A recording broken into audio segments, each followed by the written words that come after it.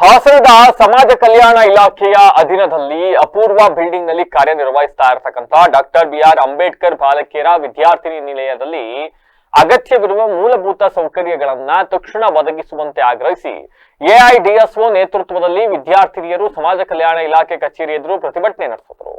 ವಿದ್ಯಾರ್ಥಿ ನಿಲಯದಲ್ಲಿ ವಾಸ ಮಾಡ್ತಾ ಇರತಕ್ಕಂತ ವಿದ್ಯಾರ್ಥಿಗಳಿಗೆ ಕನಿಷ್ಠ ಸೌಲಭ್ಯಗಳು ಸಿಗ್ತಾ ಇಲ್ವಂತೆ.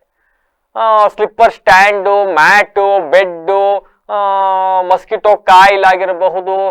ಅಂಡ್ ಯಾವ ಇದಕ್ಕೆ ಅಂತ ಅಂದ್ರೆ ಆ ಕಿಟಕಿಗಳಿಗೆ ಕನಿಷ್ಠ ಒಂದು ಕರ್ಟನ್ಗಳಿಲ್ವಂತೆ, ಪರ್ದೆಗಳು ಹಾಕಿಲ್ವಂತೆ. ಯಾರೋ ವಿದ್ಯಾರ್ಥಿನಿ ಮಾತನಾಡ್ಬೇಕಾದ್ರೆ ಹೇಳ್ತಾ ಇತ್ತು, ಕೊನೆ ಪಕ್ಷ ನಾವೆಲ್ಲ ವಿದ್ಯಾರ್ಥಿನಿಯರಿದ್ದೀವಿ, ಒಂದು ಡ್ರೆಸ್ ಚೇಂಜ್ ಮಾಡಕ್ಕೂ ಕೂಡ ಒಂದು ಸ್ಕ್ರೀನ್ ಇಲ್ಲದೆ ಇರ್ತಕ್ಕಂಥ ಸ್ಥಿತಿಲಿ ನಾವು ಅಲ್ಲಿ ಇದ್ದೀವಿ. ಅಂಬೇಡ್ಕರ್ ಹಾಸ್ಟೆಲ್ ಅನ್ನೋ ಕಾರಣಕ್ಕೆ ಇಷ್ಟೆಲ್ಲ ನಿರ್ಲಕ್ಷ್ಯ ಮಾಡ್ತಾ ಇದ್ದಾರಾ ಅಂತ ತೀವ್ರ ತೊಂದರೆ ಅನುಭವಿಸ್ತಾ ಇದ್ದೀವಿ ನಾವು ಅಂತ ತಮ್ಮ ಅಳಲನ್ನ ತೋರಿಸ್ಕೊಂಡ್ರು. ಸರಿಯಾಗಿ ಮಲಗೋ ವ್ಯವಸ್ಥೆ ಇಲ್ಲ. ಇಲ್ಲಿ ವಿದ್ಯಾರ್ಥಿನಿಯರ ಆರೋಗ್ಯದ ಮೇಲೆ ದುಷ್ಪರಿಣಾಮ ಬೀರ್ತಾ ಇದೆ. ಕಿಟಕಿಗಳಿಗೆ ಪರ್ದೆ ಇಲ್ಲದೆ ಇರ್ತಕ್ಕಂಥದ್ದು, ವಿದ್ಯಾರ್ಥಿನಿಯರು ಹಲವು ಸಮಸ್ಯೆಗಳನ್ನ ಎದುರಿಸ್ತಾ ಇದ್ದಾರೆ.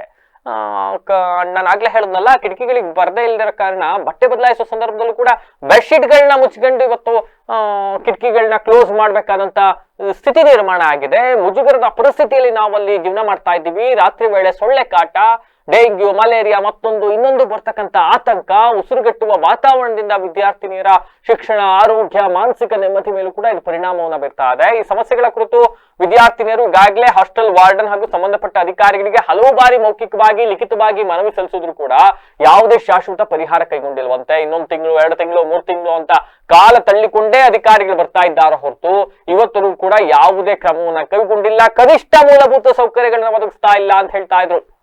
ಅಧಿಕಾರಿಗಳ ನಿರ್ಲಕ್ಷ್ಯವನ್ನ ಖಂಡಿಸಿ ಇವತ್ತು ವಿದ್ಯಾರ್ಥಿನಿಯರು ಎಐಡಿಎಸ್ಒ ನೇತೃತ್ವದಲ್ಲಿ ಪ್ರತಿಭಟನೆಯನ್ನು ನಡೆಸಿದ್ರು. ವಿದ್ಯಾರ್ಥಿನಿಯರ ಹೋರಾಟ ಮತ್ತೆ ಒತ್ತಡಕ್ಕೆ ಸ್ಪಂದಿಸಿದ ಸಮಾಜ ಕಲ್ಯಾಣ ಇಲಾಖೆಯ ನಿರ್ದೇಶಕರು ಹಾಗೂ ಉಪನಿರ್ದೇಶಕರು ವಿದ್ಯಾರ್ಥಿಗಳ ಮನವಿ ಪತ್ರವನ್ನ ಸ್ವೀಕರಿಸಿ ಬೇಡಿಕೆಗಳನ್ನ ಆದಷ್ಟು ಬೇಗ ಈಡೇರಿಸುವ ಆಶ್ವಾಸನೆಯನ್ನ ನೀಡಿದ್ರು. 1 ವಾರದೊಳಗಡೆ ಕಿಟಕಿಗಳಿಗೆ ಪರ್ದೆ ಹಾಕ್ತೀವಿ, ಸ್ಲಿಪ್ಪರ್ ಸ್ಟ್ಯಾಂಡು, ಮ್ಯಾಟು, ಮಸ್ಕಿಟೋ ಕಾಯಿಲು ಒಂದು ವಿದ್ಯಾರ್ಥಿ ನಿಲಯಕ್ಕೆ ಒದಗಿಸ್ತಕ್ಕಂತ ಏನೇನು ಅಗತ್ಯ ಸೌಲಭ್ಯ ಇದೆ ಇವೆಲ್ಲವನ್ನು ಕೂಡ ಒದಗಿಸ್ಕೊಡ್ತೀವಿ ಅಂತಕ್ಕಂಥ ಭರವಸೆಯನ್ನ ನೀಡಿದ್ರು. ಅಲ್ಲದೆ ಇಲ್ಲಿ 110 PU ವಿದ್ಯಾರ್ಥಿನಿಯರು ಇರ್ತಕ್ಕಂಥ ವಿದ್ಯಾರ್ಥಿ ನಿಲಯಕ್ಕೆ 15 ದಿನಗಳೊಳಗೆ ಪ್ರತಿಯೊಬ್ಬ ವಿದ್ಯಾರ್ಥಿಗೂ ಕೂಡ ಬೆಡ್ ಒದಗಿಸುವುದಾಗಿ ತಿಳಿಸಿದ್ದಾರಂತೆ. ಇನ್ನು ವಿದ್ಯಾರ್ಥಿಗಳ ಹೋರಾಟ ಮತ್ತೆ ಒತ್ತಡಕ್ಕೆ ಮಣಿದು ಅಧಿಕಾರಿಗಳು ಬೇಡಿಕೆಯನ್ನ ಈಡೇರಿಸಿರ್ತಕ್ಕಂಥದ್ದು ಇದೆಲ್ಲ ಒಂದು ಕಡೆ ಹೋರಾಟಕ್ಕೆ ಜಯ ಅಂತ ಹೇಳಿ ಎಐಡಿಎಸ್ಒ ತಿಳಿಸಿದೆ. ಸರ್, ಇಲ್ಲಿ ನಾವು AIDSO all India democratic students organisation ಜೊತೆಗೆ ಸಮಾಜ ಕಲ್ಯಾಣ ಇಲಾಖೆ ಅಡಿಯಲ್ಲಿ ಬರುವಂಥ Ambedkar hostel, SC/ST hostel, girls hostel ಏನಿದೆ ಅದರ ಹೋರಾಟ ಸಮಿತಿ, ವಿದ್ಯಾರ್ಥಿನಿಯರ ಹೋರಾಟ ಸಮಿತಿಯಿಂದ ಇಲ್ಲಿ ಇವತ್ತು ಬಂದು ಮನವಿ ಪತ್ರ ಕೊಡೋದಕ್ಕೆ ಮತ್ತು ನಮ್ಮದೊಂದು ಡಿಮ್ಯಾಂಡ್ಸ್ನ ಹೇಳೋದಕ್ಕೆ ಬಂದಿದ್ದೀವಿ.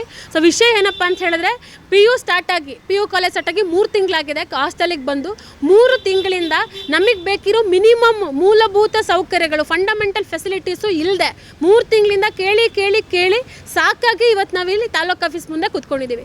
ಏನು ಸಮಸ್ಯೆಗಳು ಅಂತ ಹೇಳಿದ್ರೆ, ಮಿನಿಮಮ್ ಬೆಡ್ ಏನು ಬೇಕು, ಬೆಡ್ ಇಲ್ಲ, ಕಾಟ್ ಇಲ್ಲ, ಮ್ಯಾಟ್ ಇಲ್ಲ, ಮತ್ತು ಸ್ಲಿಪ್ಪರ್ ಬಿಟ್ಕೊಳ್ಳೋಕ್ಕಿಲ್ಲ. ಅದಕ್ಕಿಂತ ಇಂಪಾರ್ಟೆಂಟ್ ಆಗಿ ಗರ್ಲ್ಸ್ ಹಾಸ್ಟೆಲದು ಡ್ರೆಸ್ ಚೇಂಜ್ ಮಾಡಬೇಕಂದ್ರೆ ಒಂದು ಮಿನಿಮಮ್ ಸ್ಕ್ರೀನ್ ಬೇಕು. ಒಂದು ಇದು ಕಿಟಕಿಗೆ ಟ್ರಾನ್ಸ್ಪರೆಂಟ್ ಕಿಟಕಿಗಳದು, ಅಲ್ಲಿಗೆ ಸ್ಕ್ರೀನ್ಗಳು ಬೇಕು ಇಮಿಡಿಯೇಟ್ಲಿ. 400 ಜನ ಮಕ್ಕಳಿದಾರಂತೆ. 3 ಫ್ಲೋರಲ್ಲಿ ಬರೀ 2 ಗೀಸರ್ ಇದೆಯಂತೆ. ಸಾಕಾ? ನೀವೇ ಹೇಳಿ ಸರ್. ಮನೆಗೂ ನನ್ನ ಗೀಸರು 2 ಗೀಸರ್ ಇಟ್ಕೊಂಡಿರ್ತಾರೆ, ಅಂಥದ್ರಲ್ಲಿ 400 ಜನ ಮಕ್ಳಿಗೆ 2 ಗೀಸರ್ ಇದೆ. ಸಾಕಾ? ಇದನ್ನು ನಾವು ಪ್ರಶ್ನೆ ಕೇಳ್ತಾ ಇದ್ದೀವಿ. ಸೊ ಹಾಗಾಗಿ ಇಲ್ಲಿ ನಾವು ಡಿಮ್ಯಾಂಡು ಹೇಳ್ತಿರೋದೇನಂತ ಹೇಳಿದ್ರೆ, ಈ ಎಲ್ಲ ಸೌಲಭ್ಯಗಳನ್ನ ಈ ಕೂಡಲೇ ಒದಗಿಸಿ, ಅಥವಾ ಎಷ್ಟು ದಿವಸಗಳೊಳಗಡೆ ಒದಗಿಸ್ತಿರೋ. ತಿಂಗಳುಗಟ್ಟಲೆ ನಮ್ಗೆ ಕಾಯಕ್ಕಾಗಲ್ಲ, ಯಾಕಂದ್ರೆ ಆಲ್ರೆಡಿ ನಾವು 3 ತಿಂಗಳು ಕಾಯ್ದುಬಿಟ್ಟಿದ್ದೀವಿ. ಸೊ ಬೇಗ ಈ ಕೂಡಲೇ ಎಲ್ಲ ಸೌಲಭ್ಯಗಳನ್ನ ಒದಗಿಸಿ ಅಂತ ಹೇಳಿ ನಮ್ಮದು ಹೋರಾಟ ಸಮಿತಿ ಹಾಗೂ ಎಐಡಿಎಸ್ಒ ವಿದ್ಯಾರ್ಥಿ ಸಂಘಟನೆಯಿಂದ ಆಗ್ರಹ ಮಾಡ್ತಾ ಇದ್ದೀವಿ. ಚೈತ್ರ, ಎಐಡಿಎಸ್ಒ ವಿದ್ಯಾರ್ಥಿ ಸಂಘಟನೆ ಜಿಲ್ಲಾಧ್ಯಕ್ಷರು.